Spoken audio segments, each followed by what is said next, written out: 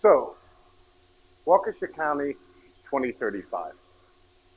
I love that concept. What will the world look like in 15 years? Remember what life was like 15 years ago?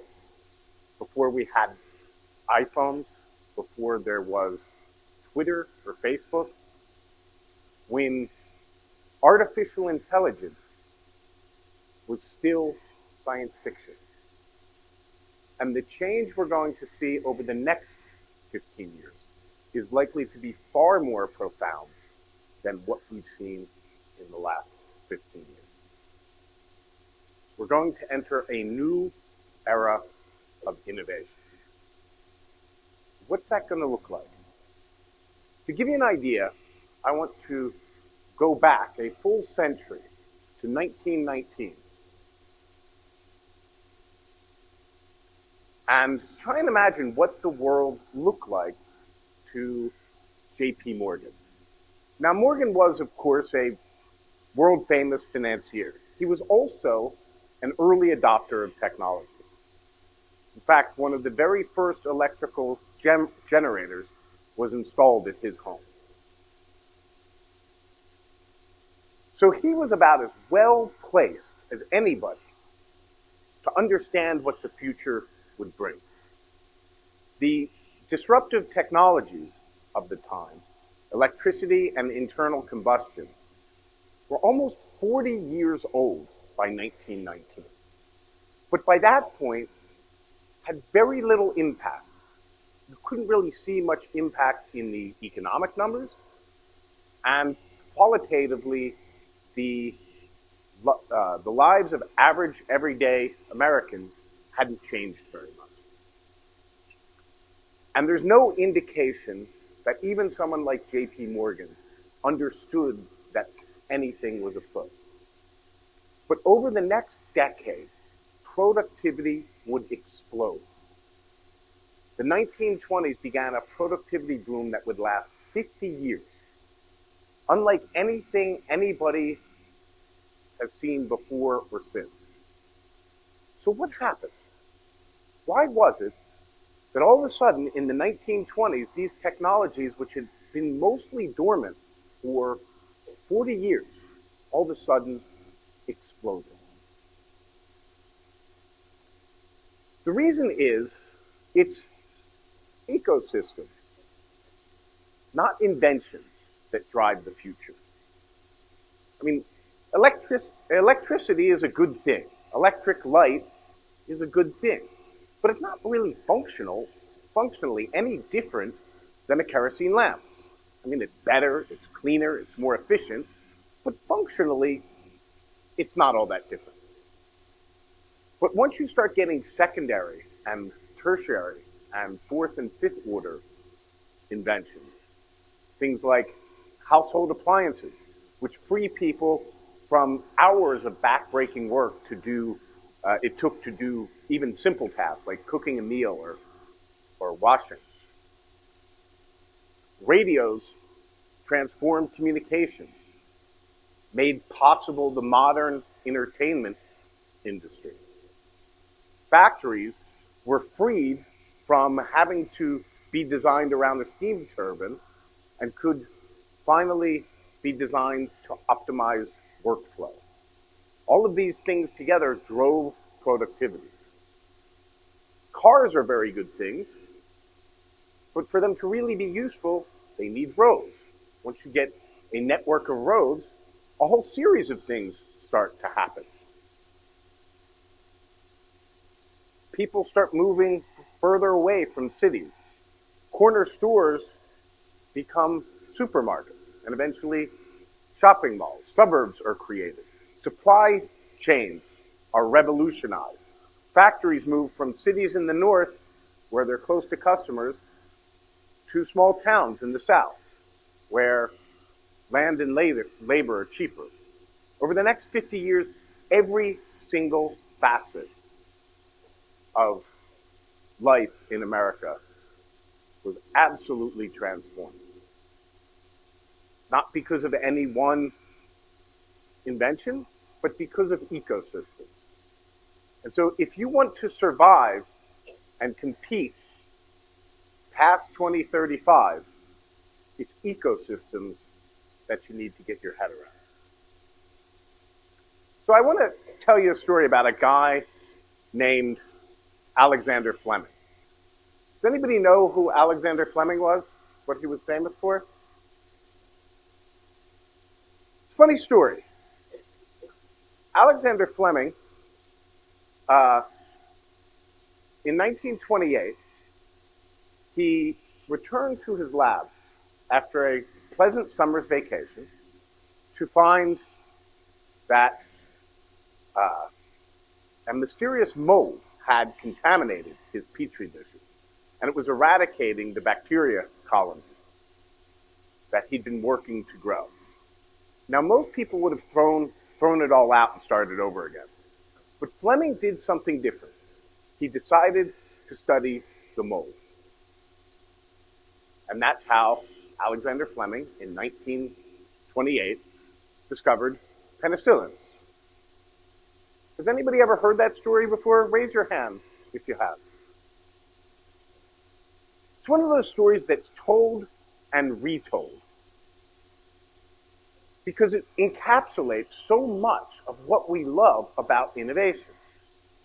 The idea that a single person, in a single moment of epiphany, can truly change the world.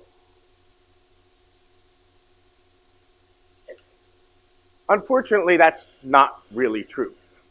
Innovation never happens that way, ever. Not generally, and not in this specific case. So here's the real story. When Alexander Fleming published his findings, nobody noticed. And nobody noticed because what Alexander Fleming discovered was mostly useless. It was just a secretion from a mold that could kill bacteria in a petri dish. You couldn't store it. You couldn't inject it. You certainly wouldn't want to ingest it. And you couldn't make nearly enough of it to be therapeutically effective. So Alexander Fleming's paper just lay buried in a scientific journal, much like thousands of other papers that were published that very same year, and it stayed that way for 10 years. At which point his work was rediscovered by a completely different group of scientists led by Howard Florey and Ernst Chain. Now, Florey, he was a pathologist, much like Fleming was. But there was an important difference. Where Fleming worked largely alone, Florey led a pretty decent-sized lab. And so he had access to a much more diverse set of skills. For example, Chain was a world-class biochemist, exactly the type of guy you need to transform that mold juice into a storable powder. There was another guy at the lab, a guy named Norman Heatley, and he was like a whiz at taking nicks and knacks and from around the lab and using them to build apparatus. He was sort of this MacGyver type. And he was able to devise a fermentation process. And that was important because once you could ferment penicillin, you could make enough of it to start doing something useful with it. And because this was a decent-sized lab, they had the facilities and the personnel and the expertise to start doing mouse studies. So they took about 50 mice, they injected them all with a lethal dose of Streptococcus bacteria. Half they gave penicillin, half was a control group. Within 16 hours, every single mouse in the control group was dead. 10 days later, 24 of the 25 that were treated with penicillin were in perfect health. And after they did an autopsy, they found that the 25th one died for other reasons. Now, this was an astounding result because back then, there was no effective treatment for bacteria infections. Think about that. You could get a minor scratch, and if it got infected, you could die from it. And in fact, That's exactly what happened to a guy named Albert Alexander. He was just an ordinary police officer. He was working in his rose garden one day, got a little scratch on his face. He got infected. Next thing you know, he ends up in a septic ward at death's door. And that's where Florian Chain found him. He became the first human to be treated with penicillin. And immediately, his condition improved. It was clear that it was some kind of miracle cure. But then they had a glitch. They ran out of penicillin. And even with Heatley's fermentation process, they couldn't make it fast enough to continue the treatment, and the patient died. So obviously there was some more work to do. But they had another problem as well. This was 1941 in England. They were at war. There was barely enough resources to keep the research going, much less scale it up. That was in no way an option. Now, luckily, Fleury had done a Rhodes Scholarship in the United States, and he maintained a lot of those relationships. So he traveled to the United States. He was able to get a Rockefeller Foundation grant to work with several labs here. And working with a number of American labs, they were able to identify a more powerful strain of the penicillin mold, and they were able to find a much more powerful fermentation medium called corn steep liquor. Very common in the American Midwest at the time, absolutely unheard of back in England. This progress was so promising that the U.S. War Board made penicillin its second highest priority, just below the Manhattan Project. And they basically ordered 24 pharmaceutical companies to start figuring out how they can make this stuff in vast quantities. 1944, penicillin's first deployed after the D-Day invasion in Europe. But even then, a lot of the doctors were skeptical. It wasn't like they hadn't been treating penicillin, they had. Not particularly effectively, but they'd seen some people get better. They didn't want to risk their patients' lives on some newfangled penicillin they never heard of. Of course, this was the Army, so they were ordered to use it. Thank God they did, because tens of thousands of lives were saved. 1945, enough penicillin has been produced that it becomes commercially available. Now think about that story. Think about how different that story is from what we normally hear. It wasn't one guy, one single eureka moment. It took nearly 20 years. It involved the work of hundreds or possibly even thousands of people once you factor in all of the problems that you need to solve with production and logistics and everything else you need to go from milliliters in the lab to metric tons in the real world. And that's not the exception. That's the rule. Innovation is never a single event. It's a process of discovery, engineering, and transformation. And those three things are done by very different people in very different places. So it takes a while. How long? Usually about 30 years. On average, it takes about 30 years to go from an initial discovery to a significant impact in the real world. Don't get me wrong, that's kind of a rule of thumb. It's not a physical law. Sometimes it can be shorter, as in the case of penicillin. Sometimes it can be longer, like with electricity and internal combustion. But we're talking decades, not years and certainly not months. Nobody ever seems to tell us that, though, because it doesn't make such a great story. We'd much rather hear that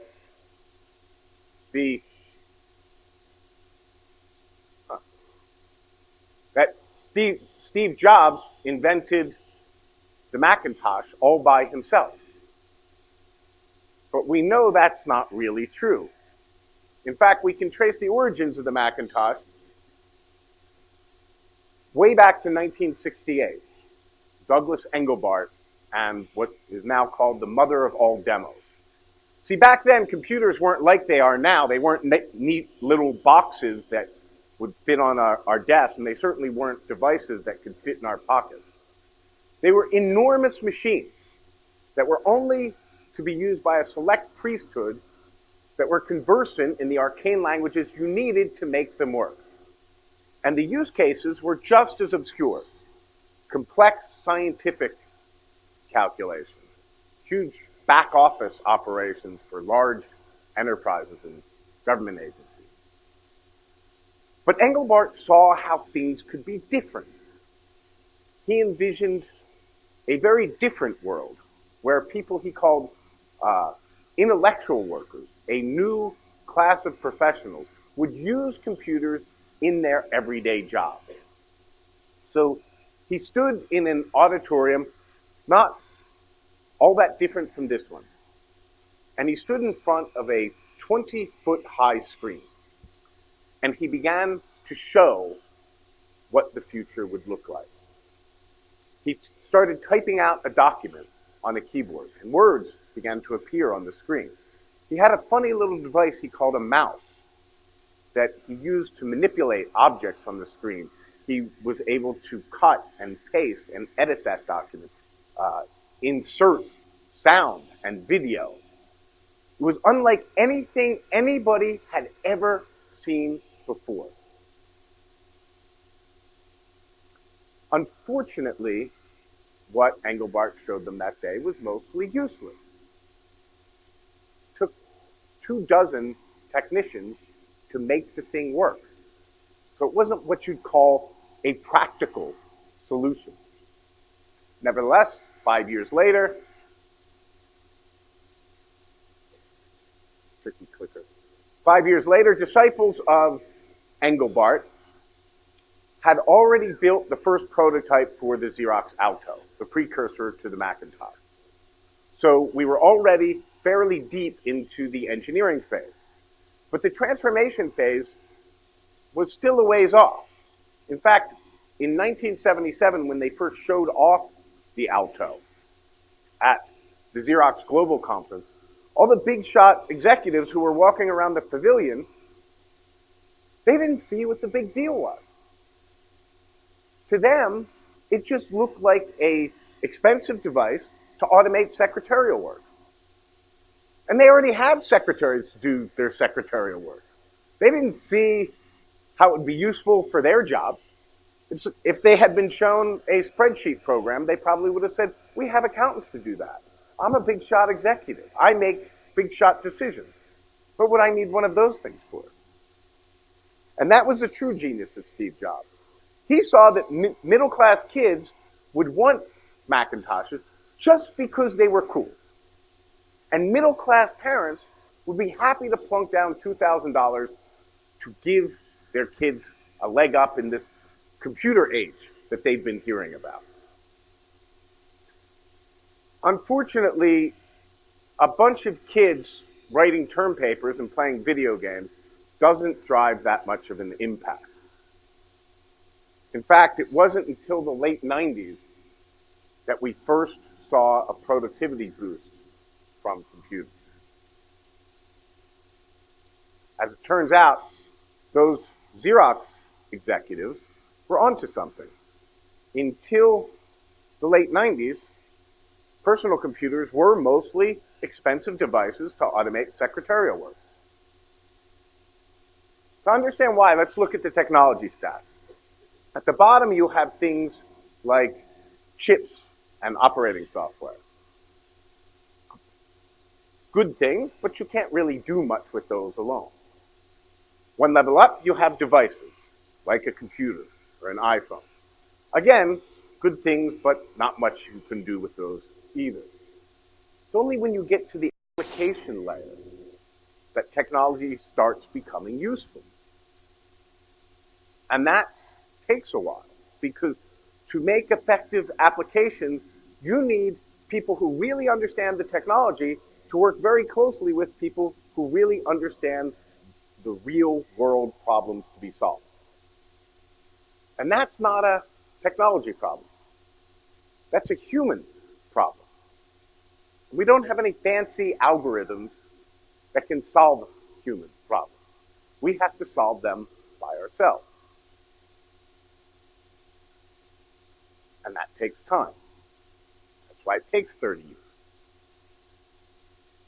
Now, a lot of people hear about the 30 years rule and they get discouraged. They say, well, what's the point? I'll be retired in 30 years. Hell, I could be dead in 30 years.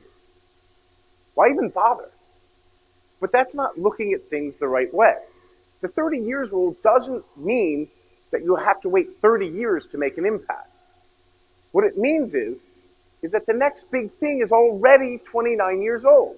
We just haven't put the pieces together yet.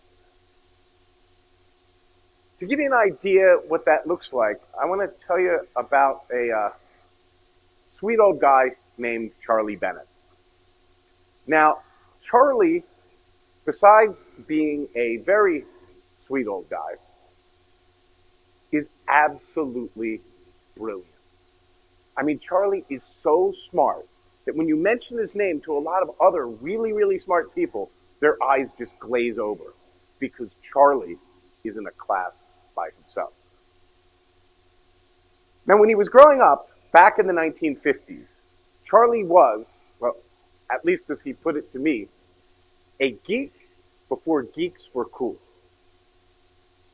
So while the other kids were running around, playing sports, trading baseball cards, what really inspired Charlie was Watson and Crick's discovery of the structure of DNA. Charlie's a little different. So Charlie went to college, he majored in biochemistry, and then went to Harvard to do his graduate work. And there, being an exceptional student, James Watson actually chose him to be his teaching assistant. So Charlie spent a lot of time explaining to undergraduates how long strings of RNA would migrate out of the nucleus, meet up with ribosomes, throw off amino acids that create the proteins that build structures and regulate processes in every cell in our body. And then one semester, Charlie took an elective course on the theory of computation. And for the first time, he encountered the concept of a Turing machine. Long strings of code that go through a single reader and create universal computation. Charlie thought to himself, he said, hey, that really seems a lot like that stuff I'm teaching those kids in Watson's class. Wow, DNA is some kind of computer. And nature can produce computation all by itself. And he thought that was just about the coolest thing ever. So Charlie never became a geneticist. He went to IBM to work as a research scientist.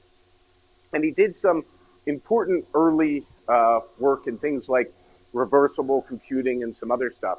But his big breakthrough came in 1993, when he helped lead something called the quantum teleportation experiment. And that was important for two reasons. First, it disproved one of Einstein's final theories. Let's face it, that's pretty good. But second, and perhaps even more importantly, it led Charlie just a few months later to write down his 4 laws of quantum information. And I know that sounds incredibly abstract.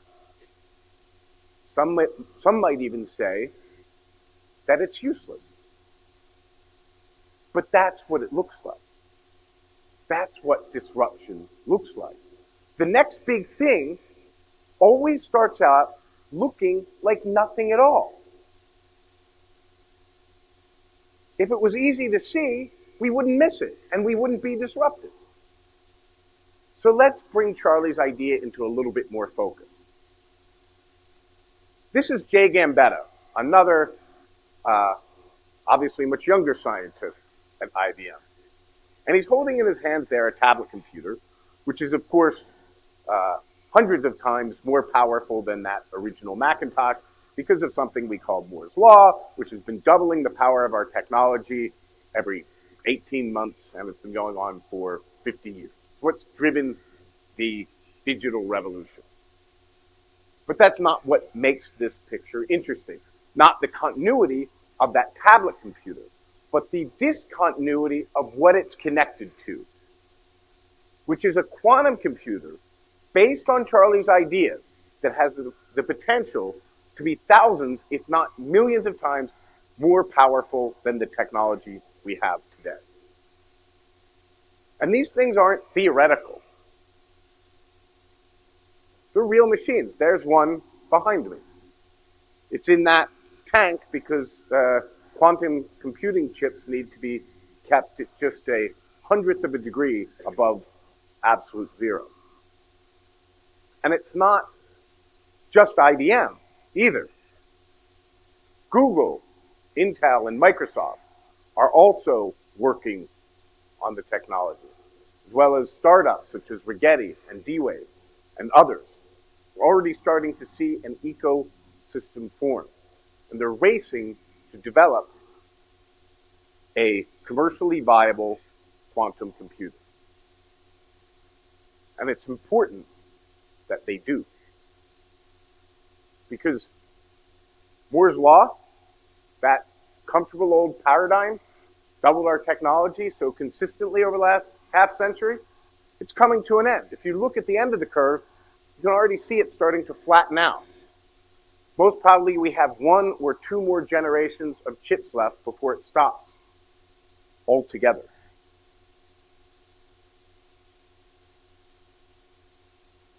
Our children have grown up as digital natives, but their future will not be digital. And that's really the essence of the new era of innovation I wrote about in my first book, Mapping Innovation.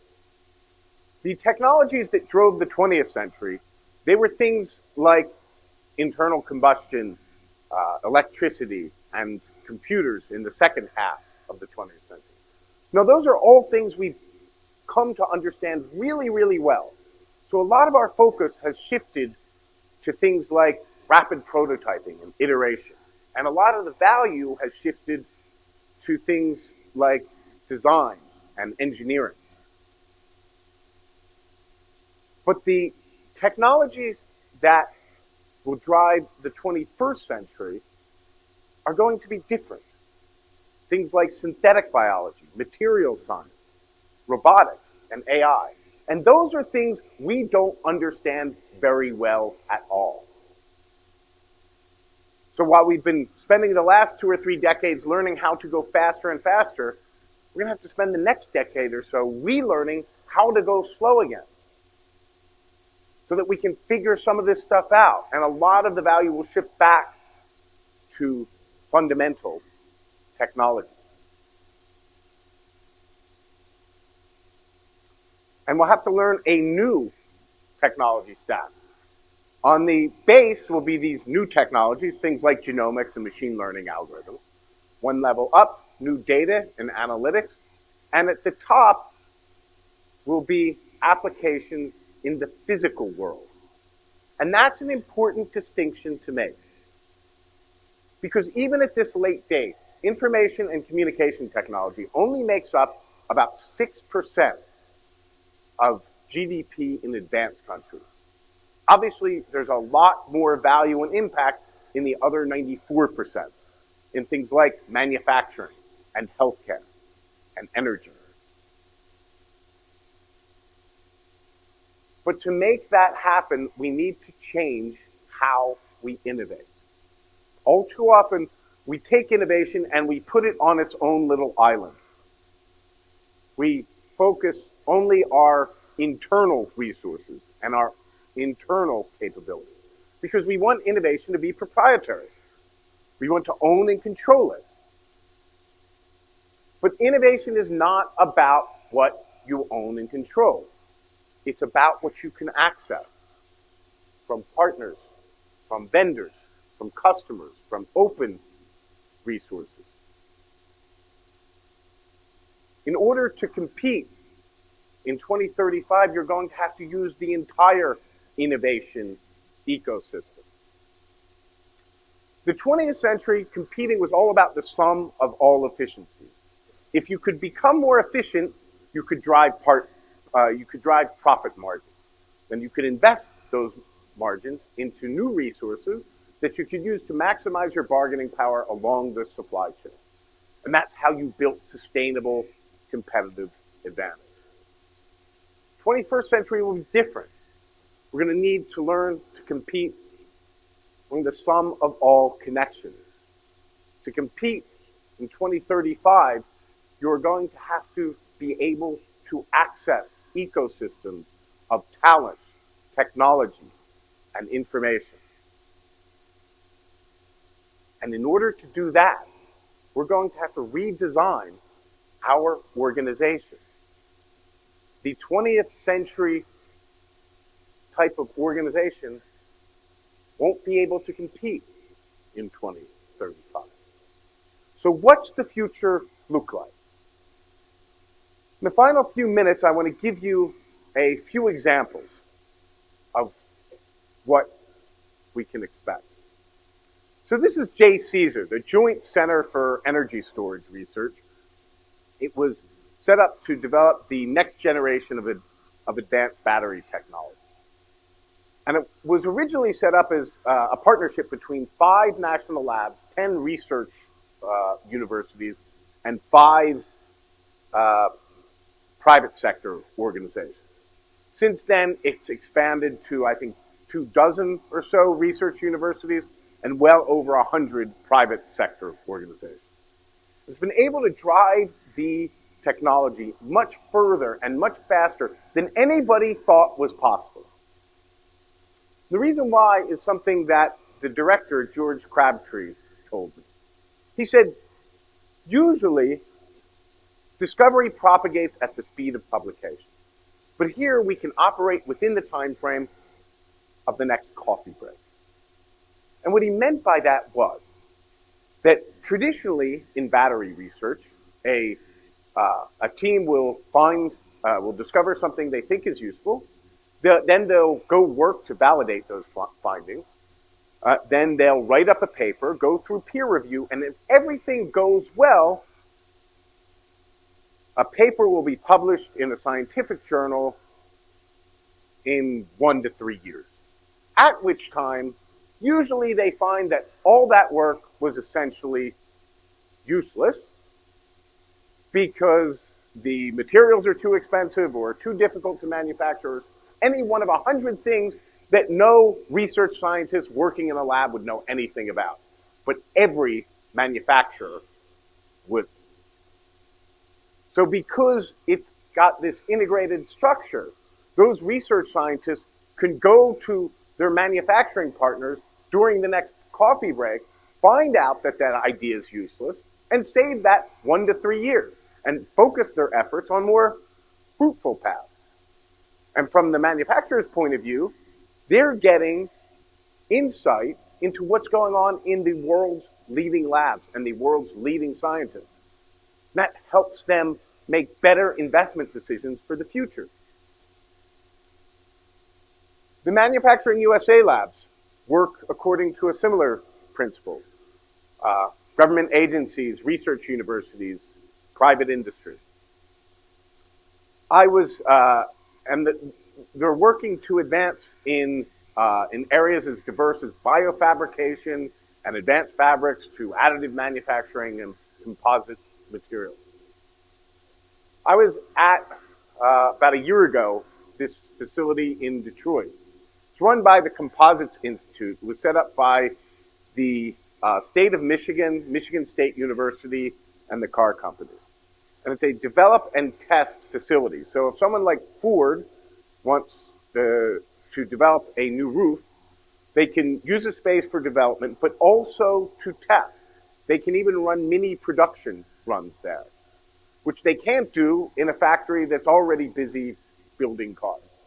So this manufacturing scale facility is incredibly useful to local businesses. And it also helps draw in businesses from around the country because it's helping to make Detroit a center of excellence for composite materials. IBM is taking a similar approach to quantum computing. They've set up this Q network. Now think about how different that is to how they developed the PC back in 1981. 1981, they took a bunch of guys, sent them to Boca Raton to set up a secret skunk works. Here, they're not only working out in the open, they're actively seeking out partners, research partners, end users such as Daimler and Honda and JP Morgan and Exxon just joined, as well as startups like QX Brand. It's a completely different approach. And I asked Bob Suter, who runs the quantum efforts at IBM, I asked him why such a different approach. He said, well, you know, quantum is just a much different technology than the PC was. It's far more complex. If we tried to go it alone, there's no way we'd be able to compete. And that's the idea I want to leave you with today. If you want to compete in this new era of innovation, if you expect to survive 2035, you need to treat collaboration as the new competitive advantage. Because power no longer sits at the top of hierarchies, but emanates from the center of ecosystems. Thank you very much.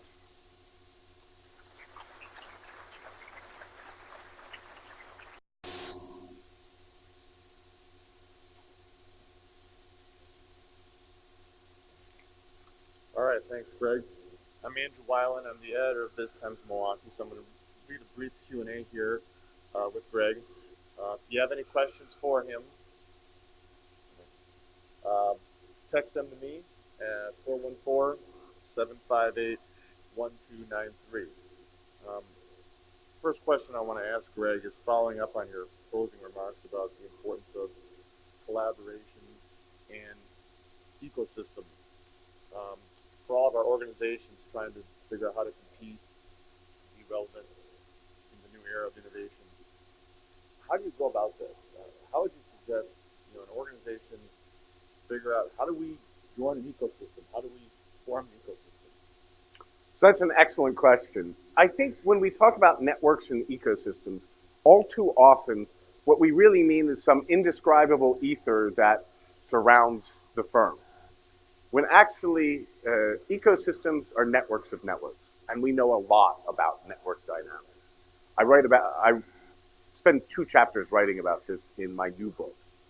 But just to save some time, I think there's 2 rules to compete in the ecosystem that you should keep in mind. The first is that power always lies at the center of the ecosystem. And there are even measures of network centrality that we can monitor. The second is counterintuitive, but important. You move to the center by connecting out, not by connecting in. When you try to connect into an ecosystem, what you usually find is those nodes are already highly populated. But when you connect out, you're able to build connections much faster, which increases your influence within the network, which brings you closer to central nodes. So the best way to connect to an ecosystem is to start to build one yourself. the audience, how do we coordinate worldwide innovation for an urgent situation like climate change? That's an excellent question. A friend of mine was just speaking in Moscow to the Moscow Society of Physics about this. Uh, there are a number of important efforts globally. Um, one being the fusion reactor that's being built in Europe. There are a number of um, of international organizations pushing, but the ugly truth of it is for the most part the only way anything gets done in this world is with American leadership. And um, if America is driving forward, the world can coordinate itself pretty well. When when we don't lead, uh, there's a bit more chaos and disarray.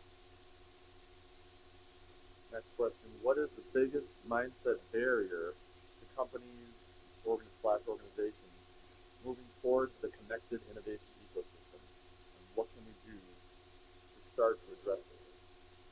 Yeah, I think it's that innovation has to be proprietary, um, and that it's something you need to own and control. Uh, there's a great saying, I forget who said it, but uh, it goes like this: don't worry about people trying to steal your ideas. If your ideas are any good, you're going to have to jam them down people's throats anyway. And I think we're also, we all have uh, an idea, and an idea is a very, very personal thing. And you think, nobody has ever thought of this before. I need to protect it. Everybody's going to want to steal this idea. And that's hardly ever true. Um, the way you get new ideas is by sharing the ideas you have. And this is actually a very important point that I learned while, while I was writing my first book. One of the things I noticed was because I interviewed dozens of people for this book, many of them world famous. I interviewed Jim Allison, who just won the Nobel Prize last year for cancer immunotherapy. So I was intimidated talking to a lot of these people. And when then what I found was all of them were incredibly nice, like amazingly so, and generous.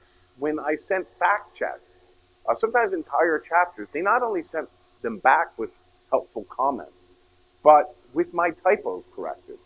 So like world class scientists were, working as like copy editors for me, pro bono, no less. And I thought, what a waste of their time.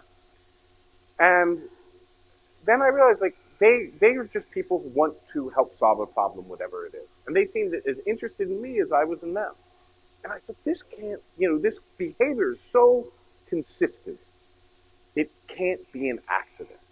And so I did some further research. And what I found is that when it comes to innovation, generosity is a competitive advantage because uh, the people who are the best innovators, the world-class innovators, study after study has shown they're not necessarily any smarter or more hardworking or ambitious than anybody else, but they have better networks. And because they have better and more diverse networks, they're that much more likely to come across that random piece of information or insight that helps them crack a really tough problem. And they build those networks by being generous. So that was a very nice finding, but also made me look at myself and say, maybe I have to be a little bit nicer and more generous. But I think that if you keep that particular principle in mind, um, that generosity is a competitive advantage. That's how you build your network, and that's how you come across information. I think it'll serve you well. Next question, how does place fit into the concept of ecosystems? Um, Looking at a place like this, a suburban area, do ecosystems exist in a place like Waukesha or in Waukesha County or in a broader metropolitan Milwaukee region? Or do they have no borders? How do regions work together on an ecosystem that we've seen? Yeah, I mean, certainly there's ecosystems here, and obviously, even being in this room this morning, I can see that there's strong links between the people in this room. I think the problem you get is uh, you want a certain amount of density in your network, but you don't want to be too dense. You need to keep nodes open so that other nodes can connect in. There was a study done recently, and this was about individuals, but it was about Broadway plays and what makes Broadway plays successful or unsuccessful. And what they found was the most important factor was the structure of the network. So if nobody had ever worked together before among the cast and crew, the results tended to be very, very poor. But if everybody had worked before, results also started to fall. It was in between where there was enough familiarity that things could run smoothly, but enough new blood that new ideas were circulating. And I think it's that middle ground of cohesiveness and openness that really drives a healthy ecosystem. Time for one more question. This concept of ecosystems to drive innovation. Is the United States leading on this, or are other nations ahead of us on fostering innovation ecosystems? Good question. I would say we're still ahead. Um, the what we have to watch out for is things like the TPP. When we shut ourselves out of that, right? We say we want to keep everything for ourselves, and then China comes in and says, "Okay, we'll partner with you." And now there's a trans-Pacific ecosystem that we've shut ourselves out of. So that's not a good thing. On the other hand, we did do the Marshall Plan and a lot of things over the last 70 years to help build trust and relationships around the world. So we're still dining out on that, I guess, but we can't do that forever. All right, that's all we've got time for. Thanks, Greg. Thank you.